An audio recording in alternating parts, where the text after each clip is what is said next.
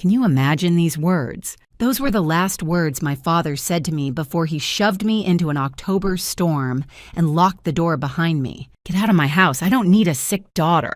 I was 15 years old. I had no coat, no phone, no money. Just a school backpack with algebra homework inside and rain already soaking through my sneakers. 3 hours later, the police called him, and when he heard what they said, his face went white as a ghost. But by then, it was way too late. I'm Sherry Walls. I'm 28 now, sitting in my Boston apartment watching rain slide down the window. There's a letter on my kitchen table, shaky handwriting on cheap nursing home stationery. After 13 years of silence, my father wants to see me, says he's dying, says he's sorry. Funny thing about rain, it always takes me back to that night. October 14th, 2011. I remember coming home from school like it was any other Tuesday. Backpack over one shoulder, head full of the algebra test I'd just aced. I was thinking about dinner, about homework, about the band poster I wanted to buy with my birthday money. Normal 15-year-old stuff. I had absolutely no idea that in less than 2 hours, I'd be walking alone through a freezing storm, wondering if I was going to survive the night. The moment I stepped through that front door, I knew something was wrong.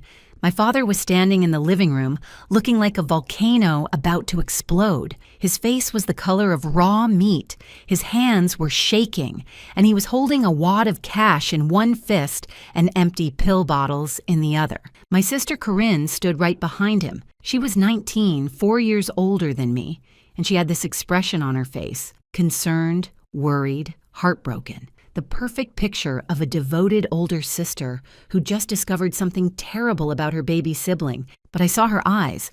I caught that little flicker she couldn't quite hide. Satisfaction. Our stepmother Jolene hovered in the kitchen doorway, arms crossed, lips pressed together, saying absolutely nothing. That was her specialty. Saying nothing while bad things happened. My father didn't even let me put down my backpack. He started screaming like I'd set the house on fire. He said I'd been stealing from his wallet for months. He said I'd been buying pills, hiding them in my room. He said Corinne had found the evidence. Cash stuffed in my dresser, pill bottles in my closet, text messages proving I was talking to drug dealers. I tried to explain. I tried to tell him I'd never touched his wallet.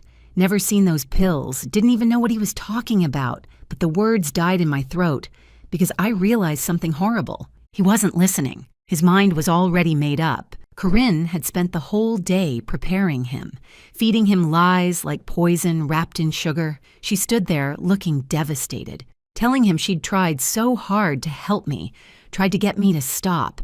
She said she hadn't wanted to tell him, but she just couldn't watch her little sister destroy herself anymore.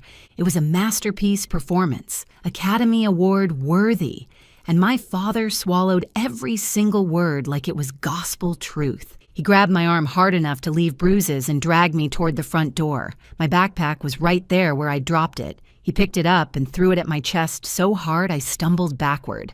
Then he opened the door.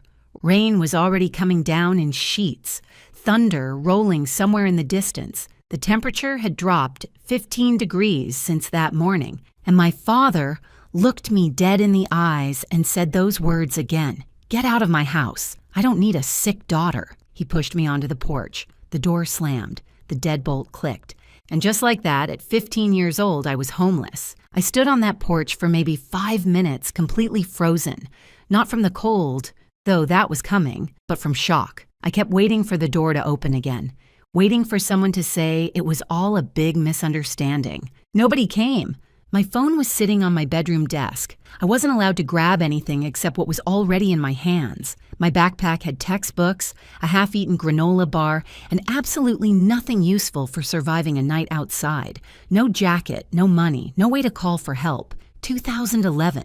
Payphones still existed somewhere, but who carries quarters? Not a 15-year-old who spent her allowance on band posters. Priorities, right? Straight-A student, 0-star survival skills. So I started walking. I didn't make a conscious decision about where to go. My body just moved on autopilot toward the only safe place I knew. My grandmother Dorothy's house 7 miles away. My mom's mom, the one person who always looked at me like I mattered. 7 miles doesn't sound like much when you're driving. When you're walking through freezing rain in canvas sneakers with no coat, it might as well be 700. Route 9 stretched ahead of me, dark and slick with rain. Cars splashed past without slowing down. I was just a shadow on the roadside, a shape nobody wanted to look at too closely. After the first mile, my clothes were soaked through to my skin. After the second mile, I couldn't feel my fingers anymore. After the third mile, my teeth were chattering so hard I thought they might crack. But I kept walking. What else could I do? Go back and beg my father to believe me. He'd already made up his mind. I had nowhere else to go except forward, one numb step at a time. The thing about hypothermia is that you don't realize it's happening until it's almost too late. Your body starts shutting down piece by piece, and your brain gets foggy, and suddenly sitting down for just a minute seems like the best idea in the world. Just a quick rest, just until you catch your breath. I made it 4 miles before my legs gave out. There was a mailbox up ahead. I remember thinking I'd just lean against it for a second, catch my breath, then I'd keep going. Grandma's house was only 3 more miles. I could make it, but my knees buckled before I got there. The gravel came up fast, and then everything went dark. 3 hours after throwing his daughter into a storm, my father's phone rang. The voice on the other end was cold and professional. Officer Daniels with county police. There'd been an incident. His daughter had been found unconscious on Route 9, hypothermia. She was being transported to County General Hospital. And one more thing, sir. Child Protective Services has been notified. A caseworker is already on site. We have some questions about why a 15-year-old girl was walking alone in a dangerous storm with no coat and no phone. We're going to need you to come down to the hospital and bring whatever evidence you have. My father's face went pale as bone. I know because the hospital staff told me later. They said he looked like a man watching his whole life crumble in slow motion. Corinne was standing right next to him when he got that call. And for the first time, her perfect mask slipped, just for a second. But it was enough, because here's the thing about that night, the thing that changed everything. The woman who found me unconscious on that roadside wasn't just some random stranger driving home. Her name was Gloria Hensley, and she'd spent 35 years working for Child Protective Services. She'd seen every kind of abuse, every kind of neglect, every kind of lie that parents tell about their children. She knew exactly what she was looking at when she found a teenage girl in the rain, with no coat and no phone and no one looking for her, and she wasn't about to let it slide. My father thought he was getting rid of a problem that night, thought he was cleaning house, cutting out the bad apple, protecting his family from a sick daughter who didn't deserve his love. But what he actually did was light a fuse, and he had no idea what was about to explode. Before we continue, if you're enjoying this story, please subscribe and tell me in the comments where you're watching from and what time is it there. I see everything. Thank you so much for your support. Now, to understand what happened that night, to really understand why my sister did what she did, I need to take you back to when everything started falling apart. My mother, Patricia, died in 2006, cancer. I was 10 years old. Corinne was 14. One day, we had a mom who made pancakes on Sunday mornings and braided my hair for school pictures. The next day, we were standing by a hospital bed watching machines beep slower and slower until they stopped altogether. My father didn't handle it well. That's putting it mildly. He basically collapsed in on himself like a dying star. Went to work, came home, sat in his recliner, stared at nothing. The house could have burned down around him, and I'm not sure he would have noticed. So Corinne stepped up. At 14, she became the one who cooked dinner and signed permission slips and made sure I got to school on time. She became the responsible one, the mature one, the daughter my father could lean on. And he praised her for it constantly. What would I do without you, Corinne? You're so grown up, Corinne. You're the glue holding this family together, Corinne. I don't think he ever once asked how she was handling our mother's death. He just expected her to handle everything else instead. My father had 2 blind spots in life, his oldest daughter and his beloved recliner. Both were worn out, falling apart at the seams, and desperately needed to be replaced, but he couldn't see it. Men and their recliners, I swear. What nobody saw, what my father absolutely refused to see, was what happened when he wasn't looking. Corinne wasn't just stepping up. She was building a kingdom, and in her kingdom, I was the peasant who needed to be kept in her place. It started small. Homework that mysteriously disappeared the night before it was due. Permission slips for field trips that somehow never made it to my teachers. My favorite shirt shrunk in the wash, then another, then another. Oops, must have been an accident. Birthday party invitations I sent out that my friends never received. Messages from classmates that got lost. A reputation being built brick by brick without me even knowing. She'd go to my teachers with this sad, concerned expression and tell them I was struggling after our mother's death, that I was acting out at home, that they should be patient with me because I was going through such a hard time. She painted a picture of a troubled child, and everyone believed her because she was so mature, so responsible, so caring. I tried to tell my father once, sat him down and explained that Corinne was sabotaging me, that she was lying about me to everyone, that something was seriously wrong. He looked at me like I'd lost my mind. "You're just jealous of your sister," he said. "She's trying to help this family. You should be grateful." After that, I learned to keep my mouth shut, stay small, stay quiet, survive until I could get out. 2 years after my mom died, my father remarried. Jolene was nice enough at first. She smiled a lot and made casseroles and tried really hard to be part of our family. Corinne immediately started calling her mom. It was strategic, I think, a way to cement her position as the good daughter, the loyal one. I couldn't do it. I couldn't call this stranger mom when my real mother had only been gone 2 years. It wasn't about Jolene. It was about my own heart not being ready. But that quiet rebellion cost me. From that day forward, Jolene treated me like an outsider in my own home. She and Corinne formed their own little club, and I wasn't invited. By the time I was 15, the lines were clearly drawn. Corinne was the golden child, the favorite, the one who could do no wrong. I was the troubled one, the difficult one, the daughter who just couldn't get it together. And then there was the money. My mother had set up trust funds for both of us before she died, $45,000 each, accessible when we turned 18. It wasn't a fortune, but it was something, a safety net, a gift from a mother who knew she wouldn't be there to help us start our adult lives. Corinne turned 18 in 2009 and got her share immediately. It was gone within 11 months. A flashy sports car, designer clothes, expensive gifts for her boyfriend Trent, a smooth-talking guy with big ideas, and absolutely no legitimate income. By the time I was kicked out 2 years later, Corinne was completely broke. Her trust fund was a distant memory, and Trent was always talking about his next big opportunity, his next investment scheme, the deal that was definitely going to make them rich. My $45,000 was just sitting there, untouchable until 2014 when I'd turn 18, unless something happened to me first.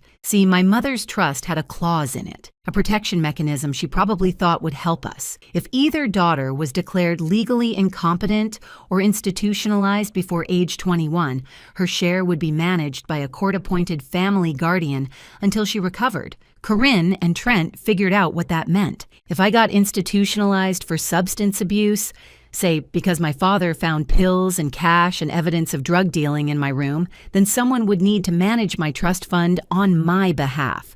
Someone responsible, someone trustworthy, someone like a concerned older sister who only wanted what was best for me. $45,000. That's what I was worth to Corinne. That's the price she put on her own sister. The week before she destroyed my life, she put her plan into motion.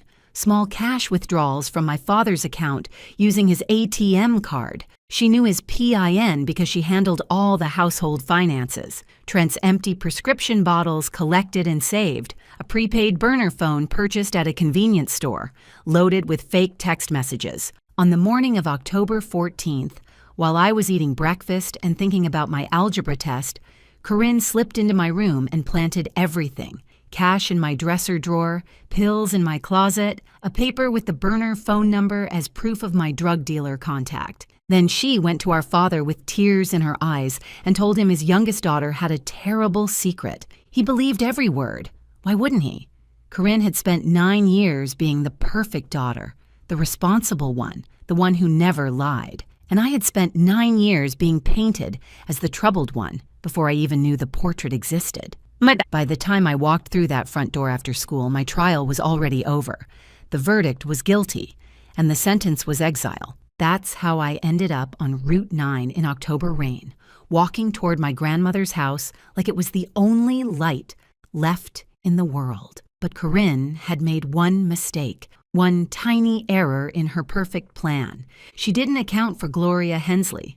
I don't remember much about collapsing, just the gravel biting into my palms, and then nothing, like someone switched off a television in the middle of a show. What I remember is waking up, fluorescent lights, the smell of antiseptic and industrial floor cleaner, a scratchy hospital blanket tucked around me like I was something fragile, something worth protecting. I hadn't felt that way in years, and there was a woman sitting beside my bed, silver hair pulled back in a neat bun, reading glasses perched on her nose, a paperback novel closed in her lap. She looked like someone's grandmother, the kind who baked cookies and always had tissues in her purse, but her eyes were sharp, observant, cataloging everything they saw. Her name was Gloria Hensley.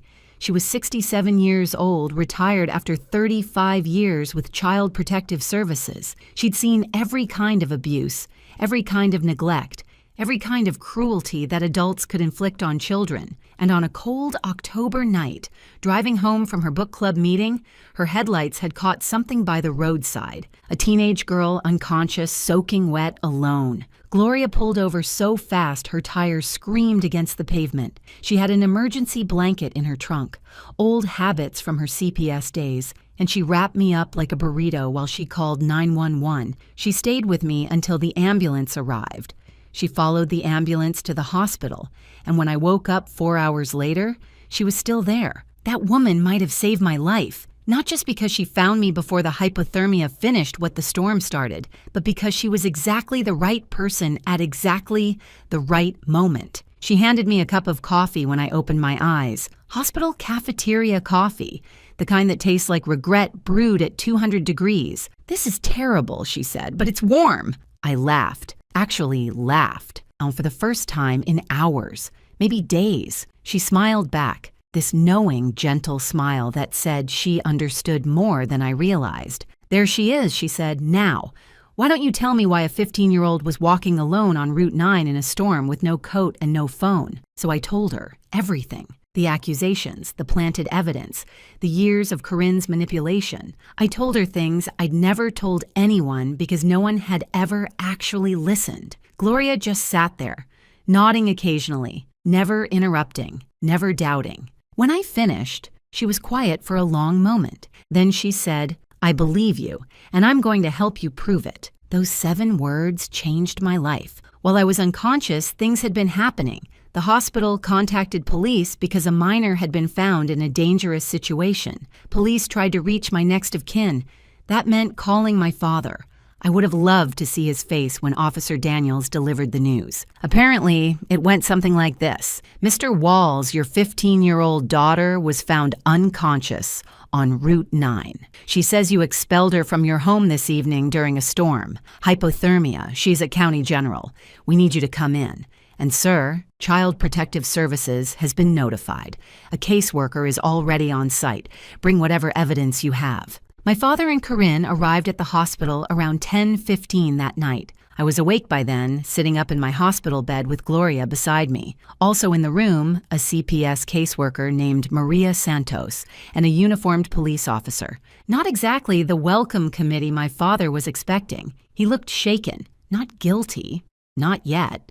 Just annoyed and confused, like this was all a big inconvenience. Corinne was right behind him, and for the first time in my life, I saw her look nervous. The smirk she'd been wearing when I left wasn't anywhere to be found. They expected to find a scared, apologetic girl ready to confess her sins and beg to come home. Instead, they found a room full of professionals asking very pointed questions about why a child was wandering alone in dangerous weather with no means of communication or protection. The power dynamic had shifted, and Corinne felt it. She tried to run her usual script. Concerned older sister, troubled younger sibling. We just want what's best for her. But Maria Santos wasn't buying it. 30 years of social work had given her a finely tuned radar for deception, and Corinne was setting off every alarm. Then my grandmother arrived. Dorothy Reeves was 67 years old, 5 feet 2 inches of pure determination, and she was absolutely not in the mood for nonsense. My mother was her only daughter, and I was her only grandchild, and she had never trusted my father or his new family. She lived 40 minutes from the hospital. She made it in 25. I heard her before I saw her, that distinctive click of sensible heels coming down the hallway at a pace that meant business. She swept into my room like a small, silver-haired hurricane and immediately positioned herself between me and my father. "That's my granddaughter," she announced to everyone present. "What has this fool done now?" My father tried to explain, tried to justify, started talking about the stealing, the pills, the evidence. Dorothy listened for about 30 seconds before holding up one hand. "Raymond," she said, "I've known you for 15 years, and you've never been the sharpest tool in the shed. But this might be your dumbest moment yet. You threw a child into a storm based on what? Pills that appeared out of nowhere? Cash that magically materialized? Did you even ask her side of the story?" He opened his mouth, closed it, opened it again. Dorothy nodded. "That's what I thought." Here's the thing about my grandmother. She didn't just love me, she fought for me. That night, while I sat exhausted and hypothermic in a hospital bed, Dorothy Reeves went to war. She demanded an emergency custody hearing. Right there, right then. It was nearly midnight, but she didn't care. She called a family court judge who owed her a favor. Apparently, Dorothy had been on the PTA with his wife for 15 years and got him on the phone. The hospital social worker presented the facts. A minor child expelled into dangerous weather conditions. No investigation conducted before expulsion. No attempt to verify accusations. Child found unconscious with early-stage hypothermia.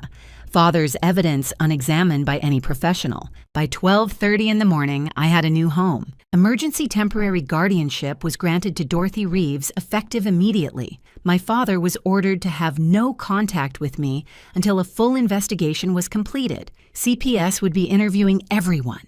Me, Corinne, my father, Jolene, and they would be taking a very close look at that so-called evidence. As we walked out of the hospital, my father tried one more time. He reached toward me, started to say something. Dorothy stepped between us without breaking stride. "You don't get to touch her," she said. "You don't get to talk to her. You had your chance to be her father, and you threw it away. Literally threw it into a storm. Now we're leaving." She guided me out to her old Buick, the one she'd been driving since before I was born, helped me into the passenger seat, tucked another blanket around me even though the car heater was already blasting. I looked at her with tears streaming down my face. "Grandma, I don't even have clean clothes. I don't have anything." She patted my hand, her eyes fierce and gentle at the same time. "Honey, you have me, and I have a Target card. Tomorrow we shop. Tonight you eat soup and sleep in a bed where nobody is going to throw you out. Ever." That was the first night of my new life. Grandma Dorothy's house had 3 rules: breakfast at 8, homework before TV, and absolutely no nonsense before her second cup of coffee. It wasn't fancy, and it wasn't big, but it was warm and safe and full of love. For the first time in years, I felt like I could breathe. But the story wasn't over. Not even close. 2 weeks later, the CPS investigator called my grandmother. "Mrs. Reeves," Maria Santos said, "you might want to sit down. We've been examining the evidence Mr. Walls provided. The timeline doesn't add up, and we found some security footage that tells a very different story. Corinne's perfect plan was about to fall apart, and she had no idea what was coming. The investigation changed everything. Maria Santos wasn't just a caseworker checking boxes. She was a detective in a cardigan, and she didn't just look at evidence, she traced it. Every receipt, every timestamp, every thread. And the more she pulled, the more Corinne's perfect story unraveled. It started with the cash. $800 had been found in my dresser drawer. My father said it proved I'd been stealing from him for months. Open and shut case, right? Except Maria Santos actually checked the bank records. That $800 came from a single ATM withdrawal on October 14th, the same day I was kicked out. The bank provided surveillance footage from the machine, timestamp, 2:47 in the afternoon. The person on camera wasn't me. It was Corinne, clear as day. Same jacket she'd been wearing that morning. Same ponytail. Same car parked in the background. Her white sedan with the dent in the bumper from when she'd backed into a mailbox the previous summer. Here's the thing about alibis. Mine was airtight. At 2:47 p.m. on October 14th, I was sitting in 5th period chemistry class, learning about molecular bonds. The school attendance system showed me present until 3:15. My teacher remembered me asking a question about covalent electrons. I couldn't have made that withdrawal. Physically impossible. I was in a classroom 12 miles away, surrounded by 30 witnesses and an electronic check-in system. Corinne thought she was so clever.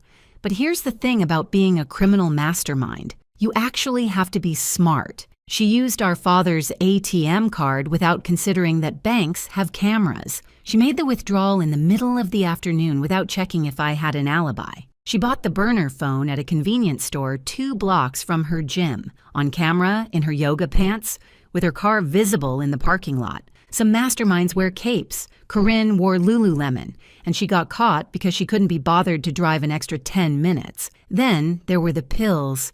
The bottles planted in my closet were traced back to a prescription for Trent Barlow, Corinne's boyfriend, the one with all the big ideas and no legitimate income. Anxiety medication, prescribed by his doctor, filled at the pharmacy on Oak Street. Maria Santos called that pharmacy. Interesting finding.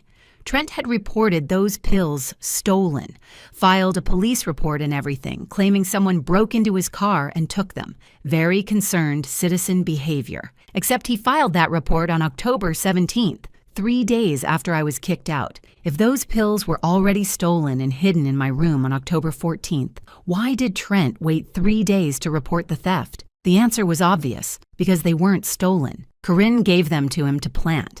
And then he reported them missing afterward to cover their tracks and get a refill. The delayed theft report was like a flashing neon sign that said, "We planned this. If this story is hitting close to home, I hope you'll stick around, because what happens next is worth every second. Drop a like if you're rooting for me. It means the world." But the real smoking gun was the burner phone.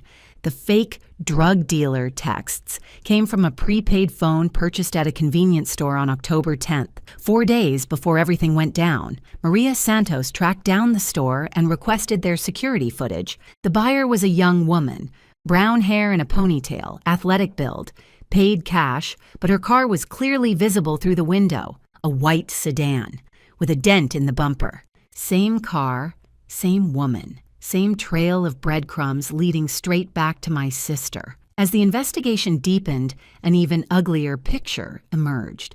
Maria Santos started digging into our family's finances, specifically checks written on my father's account over the past 2 years. What she found made the $800 look like pocket change. Someone had been forging checks in my father's name for nearly 2 years. Small amounts at first, 50 here, 100 there, but they added up. The signatures were close, but not quite right. The money went to accounts connected to Trent Barlow and his various business ventures. Total amount stolen, just under $18,000. Corinne hadn't just framed me. She'd been robbing our father blind for years, and she needed me gone before anyone noticed. My grandmother, Dorothy, wasn't about to let this slide.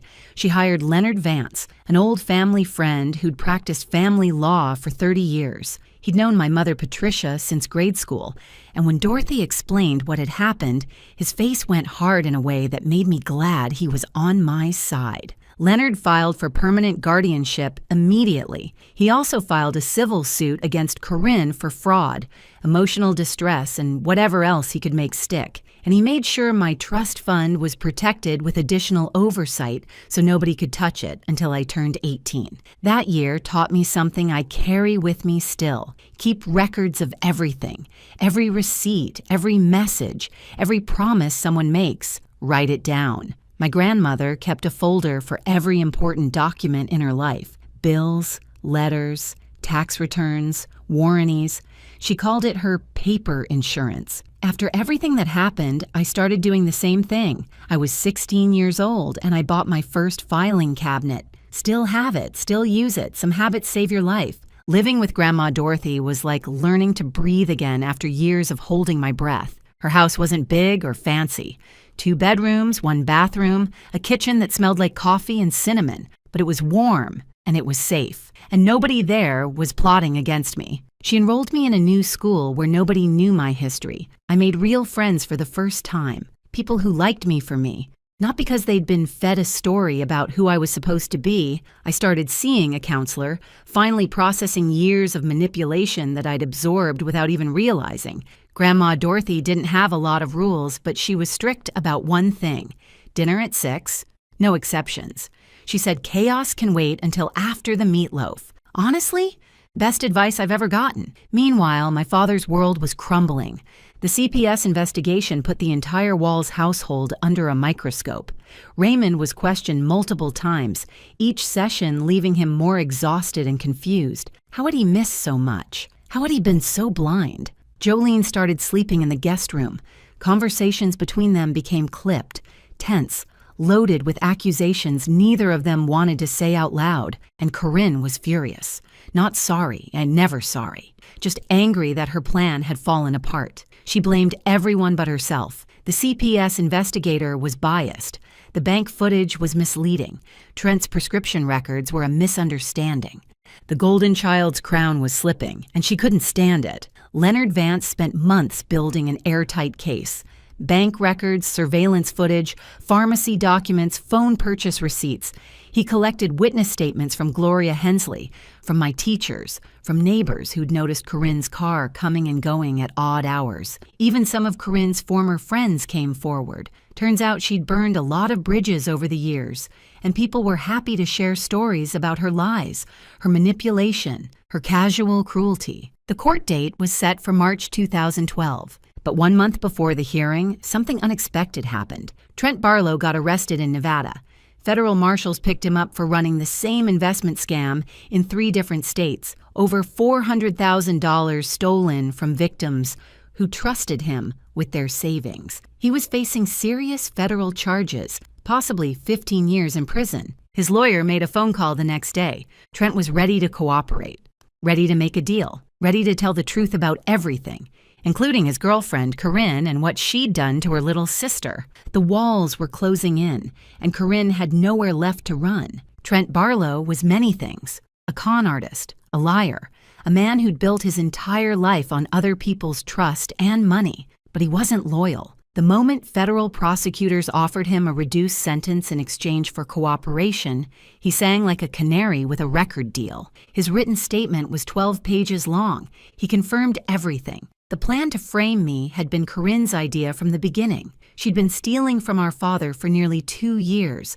funneling money to Trent for his investments. When she realized her theft was getting harder to hide, she decided she needed a scapegoat. That scapegoat was me. Corinne figured I was the perfect target, the troubled younger sister, the one who'd never fit in, the one nobody would believe. She told Trent that getting me institutionalized would solve 2 problems at once.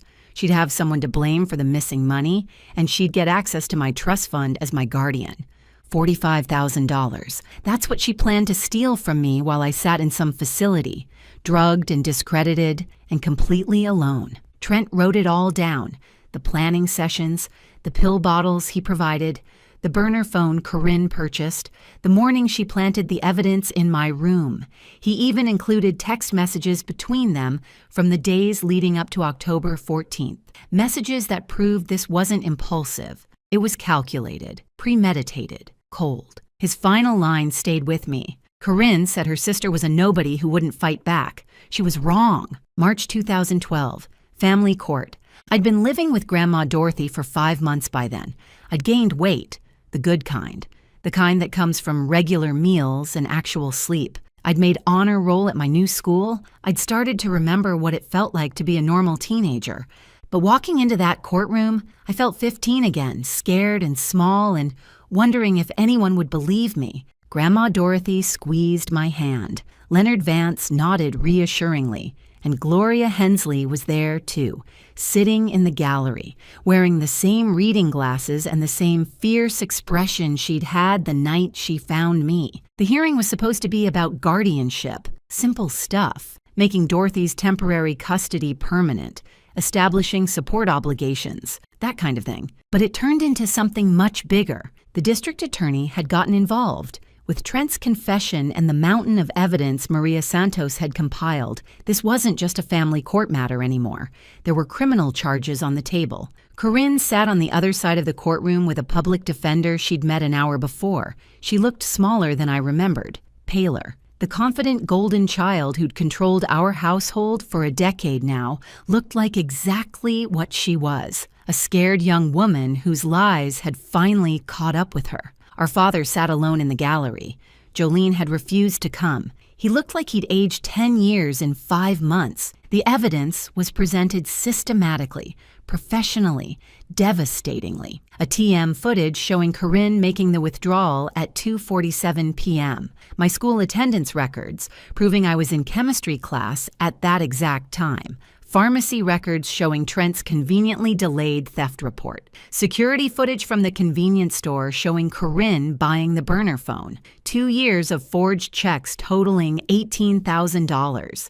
And Trent's confession. Read into the record word by word. When it was Corinne's turn to take the stand, she tried to maintain her story, tried to look confused and innocent and deeply concerned about her troubled sister. The prosecutor wasn't having it. "Ms. Walls," she said, showing the ATM photograph, "is this you at First National Bank on October 14th at 2:47 p.m.? Corinne swallowed. She looked at the image of herself, clear as daylight. I was getting money for groceries. Groceries. The prosecutor nodded slowly. $800 in cash for groceries. And you didn't mention this withdrawal to your father when you accused your sister of stealing that exact amount later that same day? Silence. And the location of this ATM. It's 12 miles from your sister's school, a school where attendance records show she was present until 3:15 p.m.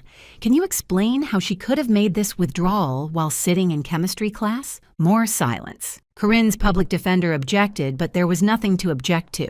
The evidence was the evidence. Facts didn't care about her feelings. Then they called Jolene. My stepmother looked like she wanted to be anywhere else on earth.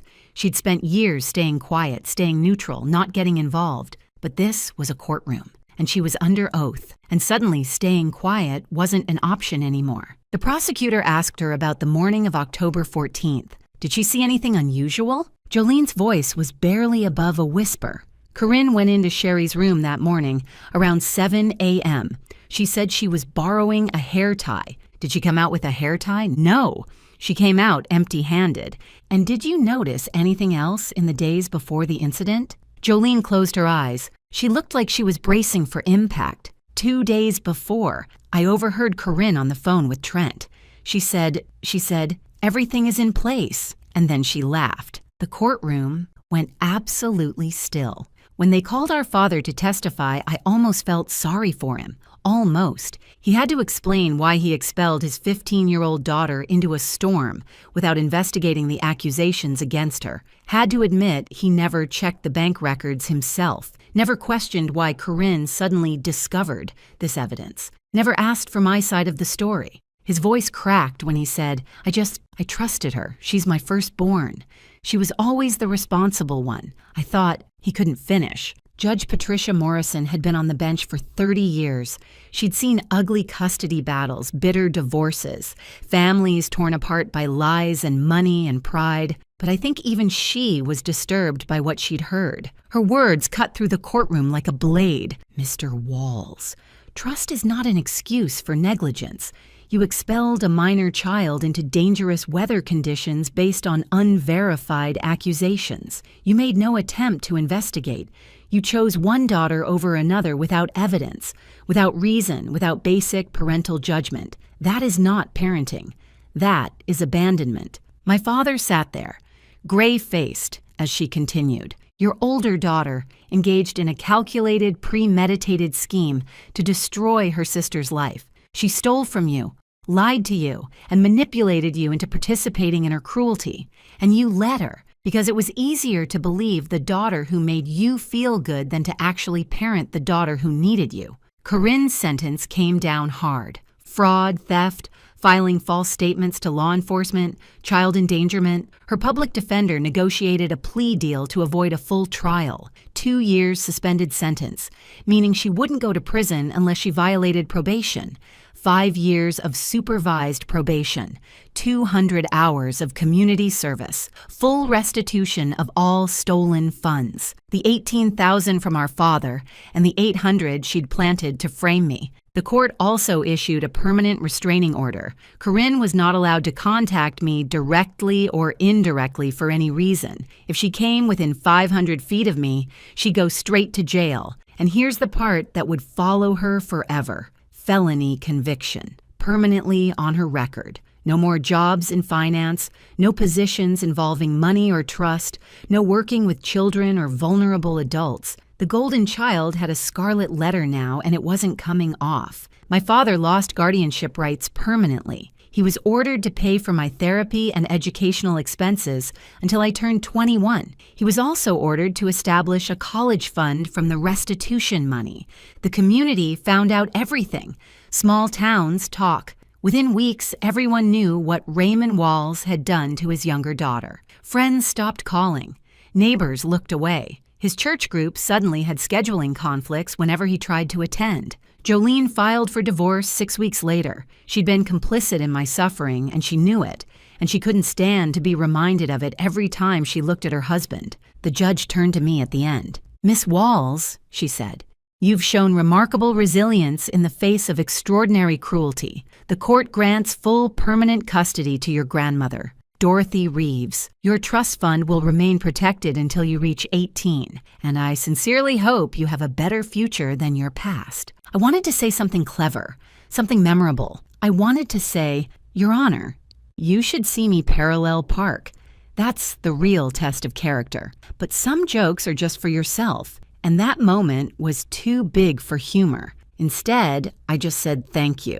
As we walked out of the courthouse, my father tried one last time to approach me. "Sweetheart," he started, "I'm so—" Grandma Dorothy stepped between us without breaking stride. Her voice was ice. "You don't get to call her that anymore. You lost that right when you threw her into a storm." We kept walking. I didn't look back. The sun was shining that day. March, in our part of the country, can go either way. But that afternoon was warm and bright and full of promise. I had a grandmother who loved me, a lawyer who'd fought for me, a caseworker and a retired CPS supervisor who'd believed me when no one else would, and I had a future, finally. But some stories don't end with the courtroom. Some stories have one more chapter. 13 years later, a letter arrived. October 2024. I'm 28 years old now, and my life looks nothing like I imagined when I was 15, walking through a storm with nothing but a school backpack and soaking wet sneakers. I live in Boston. Beautiful apartment with a view of the harbor, morning light that streams through windows I actually chose myself. I'm a marketing director at a tech company. Good salary, good benefits, good people. I worked my way up from an internship, and every promotion felt like another step away from who I used to be. And I'm engaged. His name is Colin. He's a pediatric nurse, which tells you pretty much everything you need to know about his heart. We met at a charity event 2 years ago. I was there for work. He was there because he actually cared. He spilled wine on my dress, apologized for 10 minutes straight, and then made me laugh so hard I forgot to be annoyed. We're getting married in the spring. Life is good. Life is really genuinely, unbelievably good. Then the letter arrived. It came to my grandmother's address. Dorothy still lives in the same house, still sharp as ever at 80 years old, still following her 3 rules. Breakfast at 8, homework before TV, no nonsense before coffee. Some things never change. She called me, said something had arrived that I needed to see. Her voice was careful, neutral, the way she sounds when she's trying not to influence my decisions. I drove down that weekend. The envelope was plain white, cheap paper, with shaky handwriting I barely recognized. The return address was Maple Grove Care Center, a nursing home about an hour from where I grew up.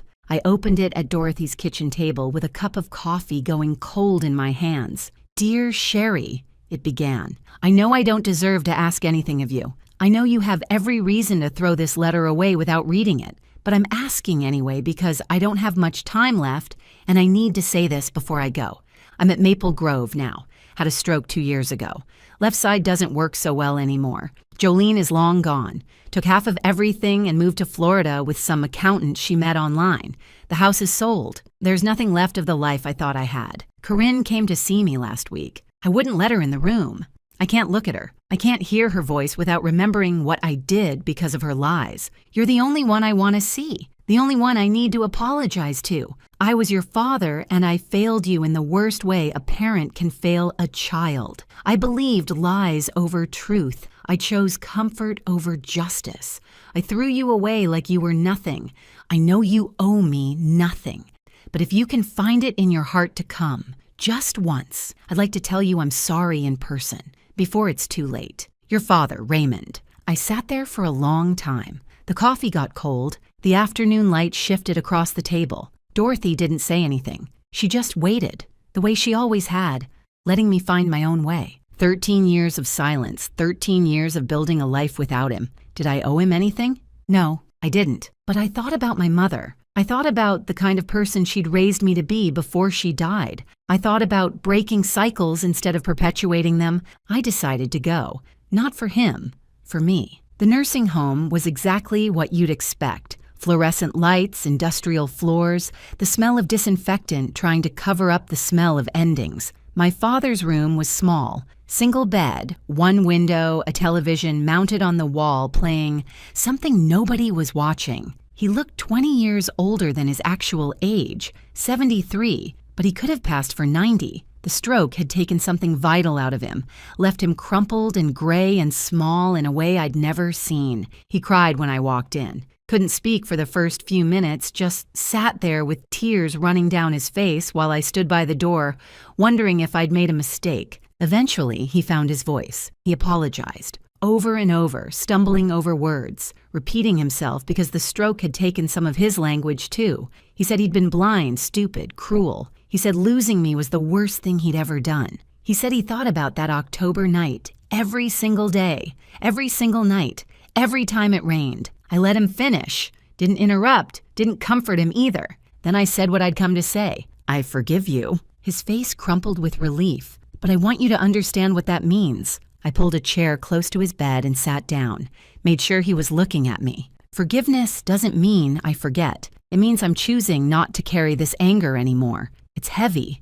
and it's been weighing me down, and I'm done letting you take up space in my heart. You threw me into a storm because you believed a lie. You didn't believe it because the evidence was compelling. You believed it because it was easier, because Corinne made you feel good about yourself. And I reminded you of everything you'd lost when Mom died. You chose the comfortable lie over your own daughter. I built my entire life without you. I put myself through college. I built a career. I'm marrying a man who would never, ever throw me out in a drizzle, let alone a hurricane. I'm happy, but you need to live with what you did. That's not my burden to carry anymore. It's yours. He nodded, tears still streaming. I don't think he had words left. I know, he finally managed. I know. I just needed you to know I'm sorry. I needed to see you. One last time. I stayed for another 20 minutes. We didn't talk much. What else was there to say? I told him about my job, my apartment, Colin, surface things, safe things. He listened like it was the most important conversation of his life. When I got up to leave, he reached out with his good hand. Not grabbing, just reaching. I let him touch my fingers for a moment. Then I walked out. In the hallway, a nurse stopped me. You're his daughter, right? The younger one? I nodded. She glanced back toward his room, then at me. Your sister came by last week. He refused to see her, told us to send her away. I stood very still. He wouldn't see her? The nurse shook her head, said he could only stomach apologizing to one daughter, and it wasn't her. He got pretty upset about it, actually. Said he couldn't look at her face anymore without seeing what she'd done. I didn't know what to say to that. After all these years of being the rejected one, the throwaway daughter, the one who wasn't good enough, my father had finally rejected Corinne, the golden child, the favorite, the one he'd believed without question. Too late to matter, too late to heal anything, but still, something shifted in my chest. Not forgiveness, exactly. I'd already given that. Something more like completion, like the last page of a very long book, finally turning. I walked out of that nursing home into October sunshine. Same month, different weather, different life. 13 years ago, October meant rain and betrayal and hypothermia. Now October means falling leaves and pumpkin spice everything. Yes, I'm basic. I don't care. And the anniversary of when my real life began. Some storms don't destroy you. They redirect you. That October night 13 years ago, I lost a house, but I found my home. I lost a father who didn't deserve me, and I found a grandmother who did. I lost a sister who never loved me, and I found myself. Colin was waiting when I got back to Boston. Takeout containers on the counter, bad movie queued up on the TV, that patient look he gets when he knows I need processing time. "How'd it go?" he asked. I dropped my keys on the table and leaned into him. "I think I'm finally done," I said. "I think I can let it go now." He wrapped his arms around me and didn't ask any more questions. That's the thing about Colin. He knows when to push and when to just be there. It's one of about 1,000 reasons I'm marrying him. Next spring, we're having the wedding at my grandmother's house.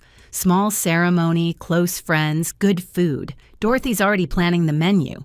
Meatloaf is definitely on the list. And somewhere out there, Corinne is working night shifts and wondering where her life went wrong. My father is in a nursing home, alone with his regrets. Jolene is in Florida, pretending none of us ever existed. But me? I'm in Boston, building something beautiful. I've got a career I earned, a partner who loves me, a grandmother who'll probably outlive us all through sheer stubbornness. And yes, I finally got that band poster properly framed, the one I bought with my allowance the week before everything fell apart. I found the same one online a few years ago, paid way too much for it, hung it in my office where I can see it every day. Some things are worth waiting for. Thanks so much for watching. More of my most gripping stories are already on your screen. Click one now and don't miss the best part. You will love it. See you in the next story.